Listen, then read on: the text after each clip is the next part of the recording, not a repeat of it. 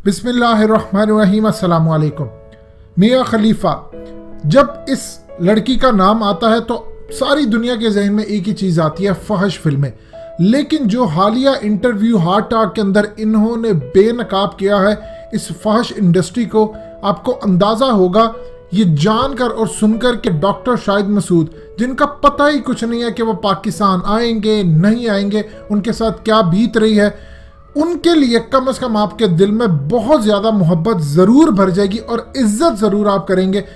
मज़ीद डिस्कस करने से पहले इस वीडियो को लाइक करें, हकीकत टीवी को सब्सक्राइब करें और बेल आइकन पर ज़रूर क्लिक करें, क्योंकि वो शायद वाहिद अकेला शख्स ही था, शायद वही कर सकता था जिसने डार्क वेब के नेटवर्क को बुरी तरह बेनकाब किया और आज उसको पहले जेल में कत्ल करने की साजिश हुई। फिर इस वक्त जो उनकी हालत है, जो उनके साथ हो रहा है, उनको मुल्क छोड़ना पड़ा, उनको इलाज करवाना पड़ा और यहाँ तक मामला था कि उनकी ज़िंदगी अब पहली जैसी नहीं रही। इसलिए आज आपको पता चलेगा कि मियाँ खलीफा ने जो काम कई साल बाद किया उससे कई गुना आगे बढ़कर डॉक्टर शाहिद मसूद शायद कर चुके हैं। हाल ही के अंदर हार्ट टॉक में एक ज़बरदस्त इनका इंटरव्यू हुआ और इंटरव्यू लेने वाले स्टीफन ने जिस तरह खूबसूरत अंदाज में एक भयानक ट्रुथ सामने लेकर आए वो बड़ा ही ज़बरदस्त था। मियाँ खलीफा बताती हैं कि उनको ऑफ़र हुई कि आप मॉडलिंग करें और आप मॉडलिंग करें, आप अच्छी दिखती हैं। कहती मैंने ऑफ़र एक्सेप्ट की। उसके बाद उन्होंने मुझसे कहा कि आप इस काम को छोड़कर अगर आप फर्स्ट फिल्मों में काम करें तो आपके लिए ज़्यादा बेहतर होगा, टाइम कम लगेगा, पैसा भी मिल जाएगा। कहते ये जब भी आपको इस तरह के करिंदे दुनिया में आते हैं, ना ये अखबार में इश्तिहार देते हैं, ना कहीं ये डायरेक्टली भी नहीं आते। पहले आपको मॉडलिंग्स की ऑफ़र करेंगे, कमर्शियल की ऑफ़र करेंगे, फिर वहाँ से आपको ट्रैप करवाते करवाते लेकर जाते। कहते जब इन्होंने मुझे कहा कि हम आपके साथ साइन करेंगे तो $12,000 मुझे दिए गए। मैंने अपनी पूरी ज़िंदगी में सिर्फ 3 महीने के लिए काम किया और 12 फिल्में मैंने साइन की। हर फिल्म का, हर सीन का मुझे $1,000 दिया जाता था। और उसके बाद उन्होंने जो मुझे कॉन्ट्रैक्ट दिया, उस कॉन्ट्रैक्ट को वो इतनी ख़तरनाक शिकें होती हैं और वर्ड्स का इतना हेर फेर होता है कि आम इंसान उनको समझ ही नहीं पाता। मैं 21 साल की थी, ना लॉयर था मेरे पास, ना कुछ था। इन्होंने मुझे कहा, मैंने इसको पढ़ा और मैंने इसको एक्सेप्ट कर लिया। जब मैं कॉन्ट्रैक्ट पढ़ी थी तो ये सारे मेरे इर्द गिर्द जमा थे, मुझे घूर रहे थे और इस तरह की गुफ्तगू कर रहे थे जिससे जल्द अज जल्द मैं कॉन्ट्रैक्ट को क्लियर करूं, और मैंने वहाँ पर साइन कर दिया। कहते उसके बाद जब मैं इस दुनिया के अंदर आई तो मेरा सबसे पहले ये ख्याल था, क्योंकि मैं लिबनान से ताल्लुक़ रखती हूँ, वहाँ पर कंजर्वेटिव सोच पाई जाती है, माँ बाप आपको ऐसा करने नहीं देते, तो मेरा ख्याल था कि मैं इन साइड छुप कर करती रहूँगी। दुनिया में भी ऐसा ही होता है, बहुत सारी लड़कियाँ काम करती हैं। कहती लेकिन जब मेरी वीडियो सिर्फ मैंने 3 महीने काम किया, दुनिया भर में इतनी ज़्यादा हिट हो गई, इतनी ज़्यादा हिट हो गई कि कंपनीज ने अरबों डॉलर्स मेरी वजह से कमा ली और मुझे सिर्फ $12,000 में टरखा दिया। मैंने इस इंडस्ट्री से तौबा कर ली। उसके बाद मैंने विकीपीडिया से लेकर हर जगह जाकर कोशिश की कि मेरी तस्वीरें, ये चीज़ें डिलीट हो, लेकिन आप एक दफ़ा इस इंडस्ट्री में कदम रख देते हैं, दोबारा आपके साथ नहीं होता। आज मैं इतना गिल्ट फील करती हूँ कि मेरे माँ बाप ने मुझे छोड़ दिया।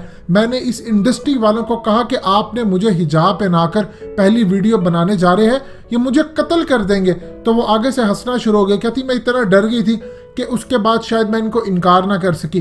डेफिनेटली बात है, जब आप एक दफ़ा घुस जाते हैं फिर आप इनकार करते हैं तो ये आपको ज़िंदा कैसे छोड़ते हैं। फिर उसके बाद इन कंपनीज वालों ने जो हाल किया, अरबों डॉलर्स इन्होंने कमा लिए अपनी वेबसाइट्स के थ्रू सारी दुनिया के अंदर, लेकिन एक जिसने कमाने वाली थी, कमा कर देने वाली थी, उसको सिर्फ 12,000 दिया और उसने 3 महीने काम किया और आज भी देख लीजिए उसकी वीडियोस के मिलियंस ऑफ व्यूज़ होते हैं। ये मामला आगे चलते जा रहे।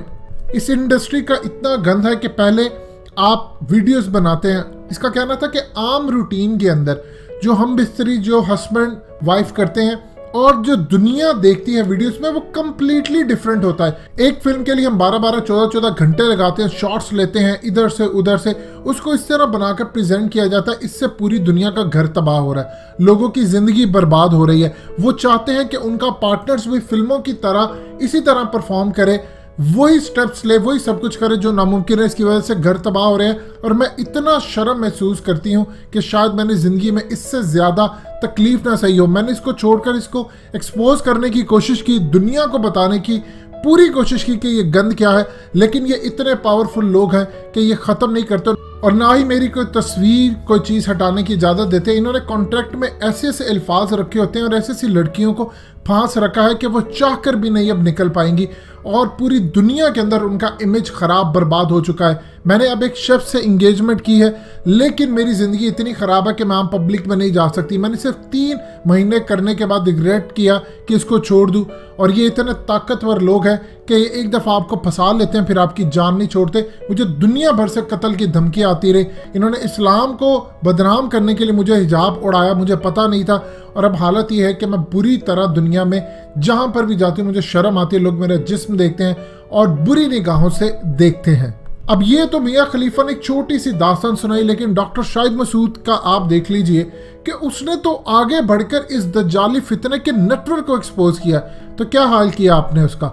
आपने उसको जेल में डाला, उसको वहां पर ऐसी ऐसी चीज़ें दी कि अब उनकी सेहत डे बाय डे बिगड़ती जा रही है। बैरून मुल्क वो हैं, इलाज करवा रहे हैं।